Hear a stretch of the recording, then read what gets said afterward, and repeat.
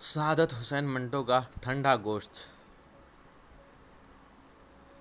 گوشت افسانہ رحمت مہر درخشاں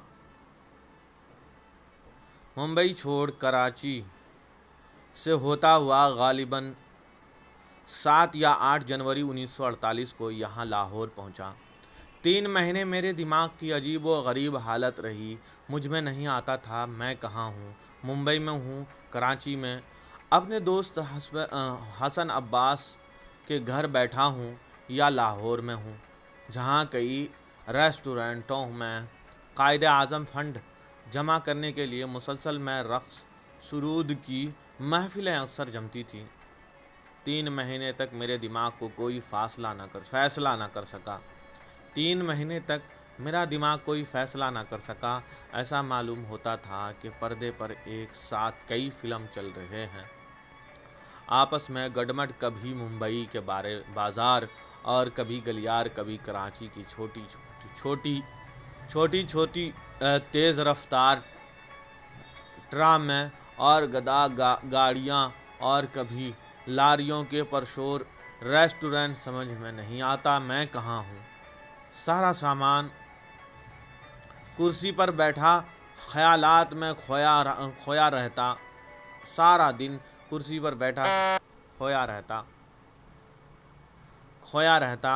آخر ایک دن چونکا، کیونکہ جو روپیہ میں ممبئی سے اپنے ساتھ لایا تھا، کچھ تو گھر میں اور کچھ گھر سے کچھ اور دور کلفٹن بار میں جذب ہو چکا تھا۔ اب مجھے قطعی طور پر معلوم ہو گیا کہ میں لاہور میں ہوں، جہاں کبھی کبھی میں اپنی مقدمات کے سلسلے میں آیا کرتا تھا اور کرنال شاپ سے بہت سے خوبصورت چپل خرید کر اپنے ساتھ لے جایا کرتا تھا۔ میں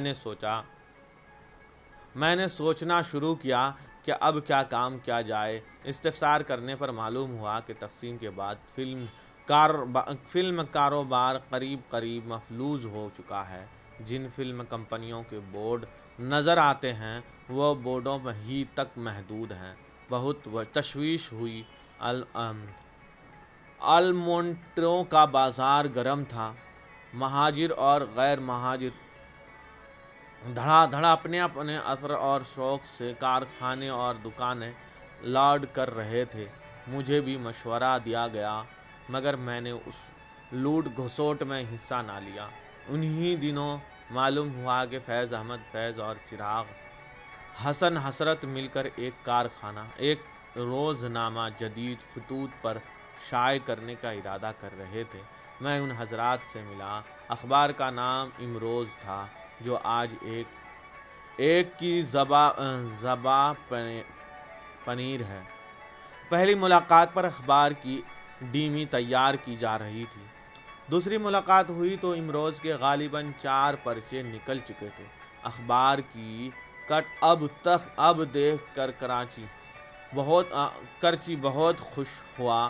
طبیعت میں اکساہٹ پیدا ہوئی کہ لکھوں، لیکن جب لکھنے بیٹھا تو دماغ کو منتشر پایا۔ کوشش کے باوجود ہندوستان کو پاکستان سے اور پاکستان کو ہندوستان سے علیحدہ نہ کر سکا۔ بار بار دماغ پر یہ الجھنیں پیدا کرنے والا سوال گونجتا، کیا پاکستان کا ادب علیحدہ ہو گیا؟ اگر ہوگا تو کیسے ہوگا؟ وہ سب کچھ جو سالم ہندوستان میں لکھا گیا تھا، اس کا ملک کون ہے؟ کیا اس کو بھی تقسیم کیا جائے گا؟ کیا ہندوستانیوں اور پاکستانیوں کی بنیادی مسائل ایک جیسے نہیں؟ کیا ادھر اردو بالکل ناپائید ہو جائے گی؟ یہاں پاکستان میں اردو کیا شکل اختیار کرے گی؟ کیا ہماری اسٹیٹ مذہبی اور اسٹیٹ ہے؟ اسٹیٹ کے تو ہم ہر مراحل میں وفادار رہے ہیں، مگر کیا ہمیں حکومت پر نکتہ چینی کی اجازت ہوگی؟ آزاد ہو کر کیا یہاں کی حالات فرنگی عہد حکومت کے حالات سے مختلف ہوں گے؟ گرد و پیش جدھر میں نظر ڈالتا تھا، انتشار دکھائی دیتا تھا۔ کچھ لوگ بے حد خوش تھے کیونکہ اس کے پاس ایک دم دولت آ گئی تھی، کیونکہ اس خوشی میں بھی انتشار تھا، جیسے وہ بکھر کر ایک دن ہوا ہو جانے والی ہے۔ اگر مغموم اور متفکر تھے کیونکہ وہ لٹ پٹ کر آتے تھے۔ مہاجروں کے کیمپ دیکھے جہاں خود انتشار کے رونگٹے کھڑے دیکھے۔ کسی نے کہا کہ اب تو حالات بہت بہتر ہے۔ کچھ عرصے پہلے کی حالات دیدنی تھی۔ میں سوچنے لگا اگر یہ حالت کی بہتر ہے تو اب تری معلوم نہیں کیسی ہوگی۔ غرض کے عجیب اور تفرید کا عالم تھا۔ ایک قہقہا دوسرے کی آہ سے دستگریباں تھا۔ ایک کی زندگی دوسرے کی عالم نزاع سے مصروف پیکار تھا۔ دور دار بہہ رہے تھے، ایک زندگی کا دھارا، ایک موت کا۔ اس کے درمیان خشکی تھی جس پر گرسنگی سلجم سیری و بلا نوشی ساتھ ساتھ چلتی تھی۔ فضا پر مردونی طاری تھی۔ جس طرح گرمیوں کے آغاز میں آسمان پر بے مقصد اڑتی ہوئی چیلوں کی چیخیں اداس ہوتی ہیں، اسی طرح پاکستان زندہ باد اور قائد اعظم زندہ باد کے نعرے بھی کانوں کو اداس لگتے تھے۔ ریڈیو کی لہریں اقبال مرحوم ایک آہنگ کلام سبو روز اپنے کاندھوں پر اٹھا کر تھکا اور اکتا گئی تھی۔ فیچر پروگرام کچھ اس قسم کے کتنے گئے۔ فرید تمام درخت ننگے بچے تھے۔ سردیوں سے بچنے کے لیے غریب مہاجرین نے اس کی چھال اتار کر اپنی خال گرم کی تھی۔ ٹہنیاں کاٹ کر پیٹ کی آگ ٹھنڈی کی تھی۔ ان ننگے بچے درختوں سے فضا اور بھی دلکش حد تک اداس ہو گئی تھی۔ بلڈنگوں کی طرف دیکھتا تھا تو ایسا محسوس ہوتا تھا سوگ میں ہیں۔ ان کے مکین بھی ماتم زرد تھے۔ ظاہر ہنستے تھے، کھیلتے تھے، کوئی کام مل جاتا تھا تو وہ بھی کرتے تھے، مگر گو یہ سب کچھ خلا میں ہوتا رہا۔ سوگ میں ہیں ان کے مکان بھی ماتم زدہ تھے۔ ظاہر ہنستے تھے، کھیلتے تھے، کوئی کام مل جاتا تو وہ بھی کرتے تھے، مگر گویا یہ سب کچھ خلا میں ہو رہا تھا۔ ایک اپنے خلا میں جو لبالب ہونے پر بھی خالی تھا۔ میں اپنے عزیز دوست احمد ندیم قاسمی سے ملا، ساحر لدھیانوی سے ملا، ان کے علاوہ اور لوگوں سے ملا۔ سب میری طرف ذہنی طور پر مفلوج تھے۔ میں یہ محسوس کرتا تھا کہ جو اتنا زبردست بھوچال آیا ہے، شاید اس کے کچھ جھٹکے آتش فشاں پہاڑ میں اٹکے ہوئے تھے۔ باہر بالکل آئے تو فضا کی نوک پلک درست ہو گئی۔ پھر صبح صحیح طور پر معلوم ہو سکے گا کہ یہ صورتحال کیا ہے۔ سوچ کر میں عاجز آ گیا تھا، چنانچہ آوارہ گردی شروع کر دی۔ بے مطلب سارا دن گھومتا رہتا، خود خاموش رہتا لیکن دوسروں کی سنسناتا رہتا۔ بے ہنگم باتیں، بے جوڑ دلیلیں، خام سیاسی مباحثے۔ اس کی آوارہ گردی سے یہ فائدہ ہوا کہ میرے دماغ میں جو گرد و غبار اڑ رہا تھا آہستہ آہستہ بیٹھ گیا، اور میں نے سوچا کہ ہلکے پھلکے مضامین لکھنا چاہیے۔ چنانچہ میں نے ناگ کی قسمیں دیواروں پر لکھا، جیسے فقاہیہ مضامین امروز کے لیے لکھے جو پسند کیے گئے۔ آہستہ آہستہ مزاج خود بخود طنزیہ رنگ اختیار کر لیا۔ یہ تبدیلی مجھے بالکل محسوس نہ ہوئی۔ میں لکھتا گیا اور میرے قلم سے سوال پیدا ہوتا ہے۔ سویرے جو کل آنکھ میری کھلی، جیسے تیز و تند مضمون نکل گئے۔ جب مجھے اس امروز کا احساس ہوا کہ میرے قلم نے گرد و پیش چھائی ہوئی دھند میں ٹٹول کر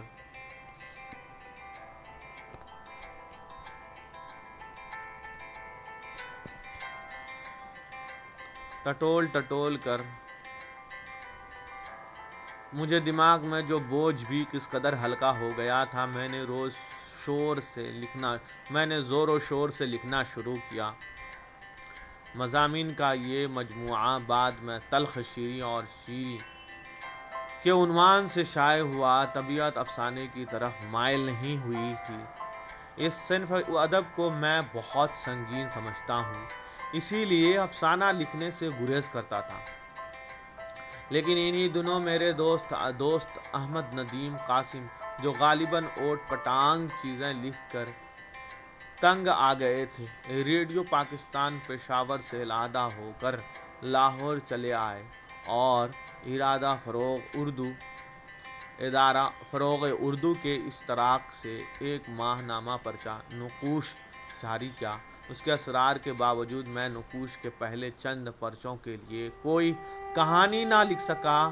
جب وہ ناراض ہو گئے تو میں نے پاکستان پہلا افسانہ ٹھنڈا گوشت لکھا، جو میرے اس مجموعے کا اب عنوان ہو گیا ہے۔ پاکستان میں اپنا پہلا افسانہ لکھا تھا، ٹھنڈا گوشت لکھا، جو میرے اس مجموعے کا اب عنوان ہو گیا ہے۔ قاسمی صاحب نے یہ افسانہ میرے ساتھ پڑھا اور خاموش پڑھتے رہے، مگر مجھے اس کا رد عمل معلوم نہ ہو سکا۔ افسانہ ختم کرنے کے بعد انہوں نے مجھ سے معذرت بھرے لہجے میں کہا، منٹو صاحب معاف کیجیے گا، افسانہ بہت اچھا ہے لیکن نقوش کے لیے بہت گرم ہے۔ قاسمی صاحب سے کبھی بحث نہیں ہوئی تھی، اس لیے میں نے خاموشی سے افسانہ واپس لے لیا اور اس سے کہا، بہت بہتر، میں تو آپ کے لیے دوسرا افسانہ لکھ دوں گا۔ آپ کل شام تشریف لے آئیے گا۔ قاسمی صاحب جب دوسرے روز شام کو تشریف لائے تو میں اپنے دوسرے افسانہ کھول دو کی اختتامی طور پر لکھ دیا تھا۔ میں نے قاسمی صاحب سے کہا، ایک منٹ آپ بیٹھیے، میں افسانہ مکمل کر کے آپ کو دے دیتا ہوں۔ اس افسانے کی اختتامی سطور پر، جو کہ بہت ہی اہم تھیں، اس لیے قاسم صاحب کو کافی دیر انتظار کرنا پڑا۔ جب افسانہ مکمل ہو گیا تو میں نے مسودہ اس کے حوالے کر دیا، پڑھ لیجئے، خدا کرے آپ کو پسند آ جائے۔ قاسمی صاحب نے افسانہ پڑھنا شروع کیا۔ اختتامی سطور پر پہنچے تو میں نے نوٹ کیا جیسے کسی نے ان کو جھنجھوڑ دیا ہے۔ افسانہ ختم کرنے کے بعد وہ کچھ نہ بولے۔ میں نے اس سے پوچھا، کیسا ہے؟ قاسمی صاحب پر افسانے کا اثر ابھی تک غالب تھا۔ مختصراً کہا، اچھا ہے، میں اس لیے چاہتا ہوں، اور آپ رخصت لے کر چلے گئے۔ کھول دو قاسمی صاحب کے پرچے نقوش میں شائع ہوا۔ قارئین نے پسند کیا، ہر ایک کا رد عمل یکساں تھا۔ آخر سطور پر سب کو جھنجھوڑ کر رکھ دیتی تھی، لیکن ایک دم ہم سب کو جھنجھوڑ کر رکھ دینے والا حادثہ واقع پذیر ہوا۔ حکومت کو یہ افسانہ امن عام کی مفاد کے منافی نظر آیا، چنانچہ حکم ہوا نقوش کی اشاعت 6 مہینے تک بند رہے۔ اخباروں میں حکومت کے اس اقتدار کے خلاف احتجاجاً بہت کچھ لکھا، مگر امتناعی حکم اپنی جگہ پر قائم رہا۔ میں ایک روز قاسم صاحب سے مسکرا کر کہا، اگر آپ ٹھنڈا گوشت شائع کرتے تو شاید یہ بجلی آپ کے آشیانے پر نہ گرتی۔ کافی دن تک گزرنے کے پر ادب لطیف کے نائب مدیر میرے پاس آئے اور ٹھنڈا گوشت لے گئے۔ افسانے کی کتابت ہو گئی، کاپیاں جم گئی، پروف نکل آئے۔ غلطیاں درست کر کے جب واپس پریس میں گئی تو کسی کی نظر ٹھنڈا گوشت والی کاپی پر پڑی۔ اس نے افسانے پڑھا تو چھاپنے سے انکار کر دیا۔ ٹھہرو درویش، برجان درویش، اس افسانے کے بغیر ہی پرچہ شائع کیا گیا۔ چودھری برکت علی صاحب کے گائیڈ میں تھے۔ واپس آئے تو انہوں نے ادب لطیف کے دوسرے شمارے میں ٹھنڈا گوشت چھپوانے کی کوشش کی مگر ناکام رہے۔ افسانہ کا مسودہ مجھے واپس دے دیا گیا۔ اس دوران میں کراچی سے ممتاز شیرین کے متعدد خط آ چکے تھے کہ میں ان کے نیا دور کے لیے کوئی افسانہ بھیجوں۔ میں نے اٹھا کر ٹھنڈا گوشت ان کو روانہ کر دیا۔ کافی دیر کے بعد جواب آیا کہ ہم دیر تک سوچتے رہیں کہ آپ اسے شائع کیا جائے یا نہیں۔ افسانہ بہت اچھا ہے مگر مجھے بہت پسند ہے لیکن ڈر ہے کہ حکومت کے احتساب کے شکار نہ ہو جاؤں۔ ٹھنڈا گوشت بہت یہاں سے بھی ٹھنڈا ہو کر واپس پہنچ گیا۔ میں نے سوچا اب اسے کسی رسالے میں نہیں چھپوانا چاہیے۔ 6 مہینے کا عدالت پوری نہیں ہوئی تھی کہ حکومت نے نقوش پر سے نا چھاپوں والی قید ہٹا دی۔ چنانچہ میں نے نیا ادارہ کے لیے ایک مجموعہ مرتب کیا جس کا عنوان میں نے نمرود کی خدائی رکھا۔